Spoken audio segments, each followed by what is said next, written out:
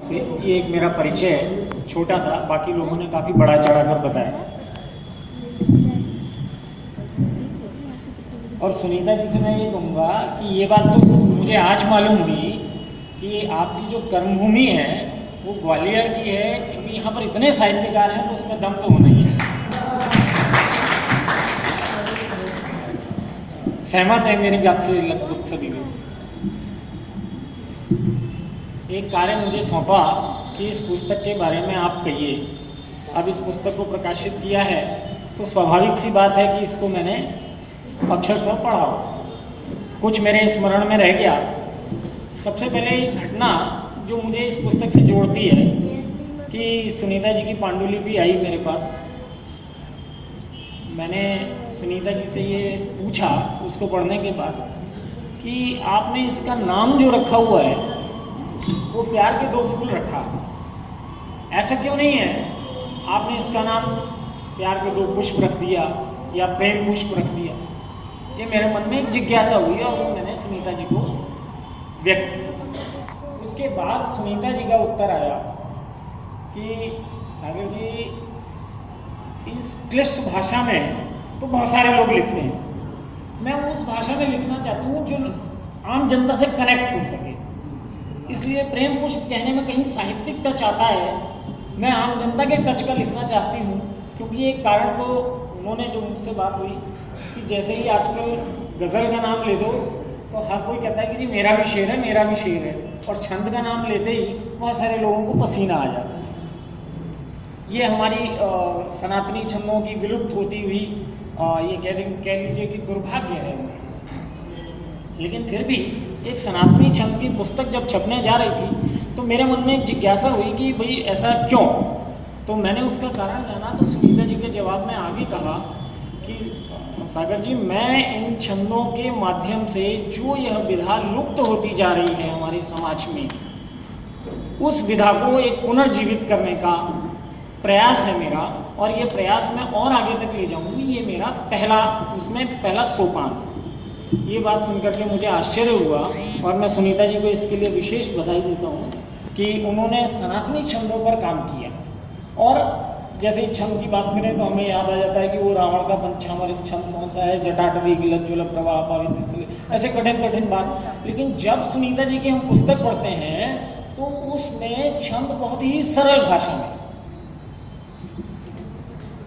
करुणा जी ने अभी वंदना गाई, बहुत सरल भाषा में, बहुत सुंदर थी।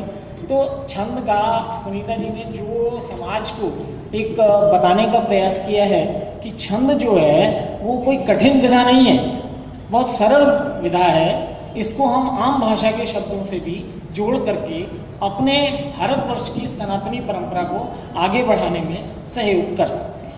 ये पुस्तक का उनका बहुत बड़ा योगदान है साहित्य के लिए। इसके लिए उनको एक बार पुनः बधाई।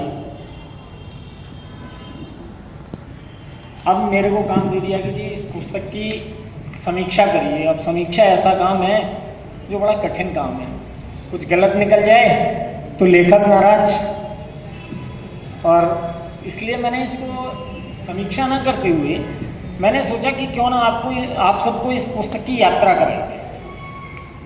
इस पुस्तक में है क्या?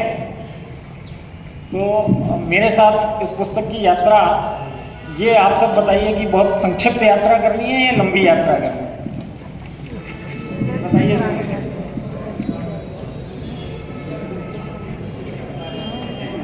जवाब क्या है?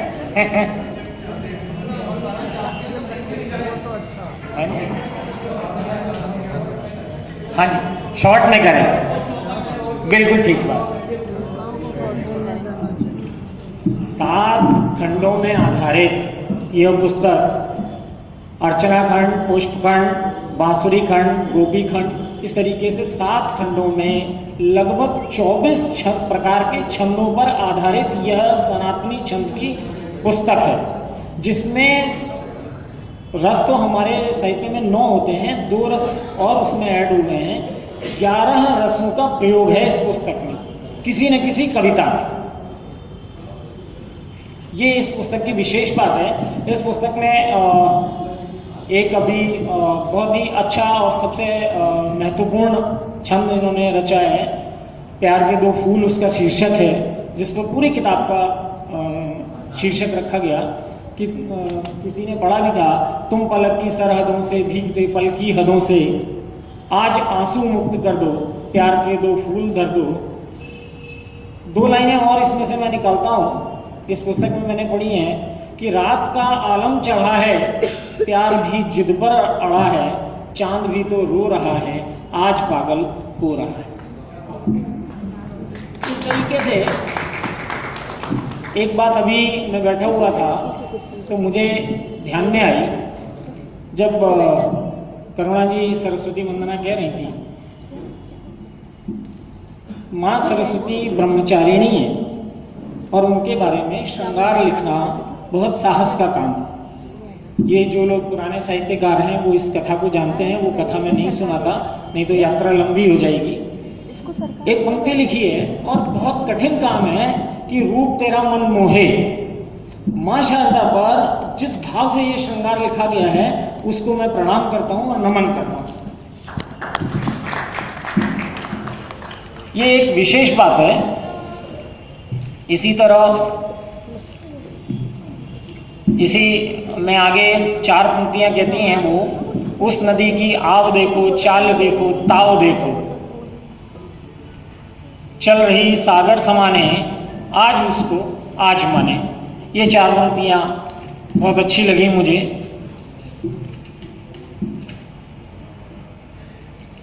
इसके अलावा इसी पुस्तक में बांसुरी खंड है और ये सवाई छंद पर आधारित एक छंद है।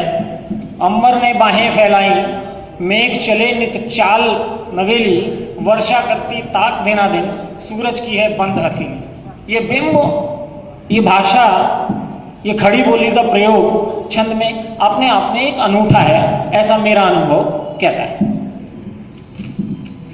पूरी पुस्तक जो है वो खड़ी बोली में है और छंद की एक विशेषता है, वो अधिकतर सवैया या लोक भाषा की बंधनों में बंधा हुआ था। उन बंधनों से निकाल करके इसको खड़ी बोली और खड़ी हिंदी में लाने का प्रयास भी सुनीति जी का एक सार्थक प्रयास है और इसके लिए उनको साधुवाद।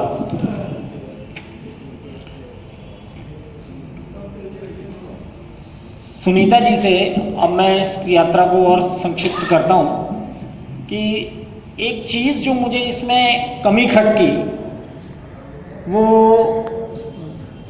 कि साहित्य में अगर हम अलंकारों का अधिकतम प्रयोग करें, हालांकि यह तो प्रथम सोपान है, इस सोपान पर यह बात कहना शायद उतना जायज नहीं होगा, लेकिन ये उनको मेरी राय है कि अगले काव्य में वो इसमें अलंकार, अनुप्रासिकता, यमकता, इस टाइप की चीजों को और समावेश करें तो आने वाला जो उनका उद्देश्य है वो और सार्थक होगा। छंद इससे अधिक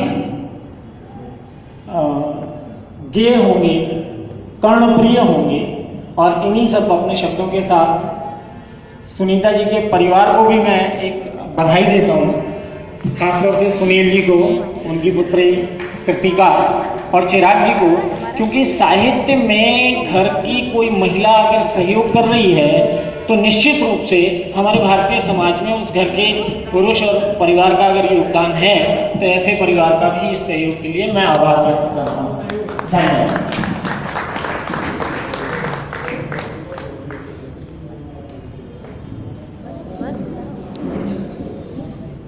धन्यवाद आदरणीय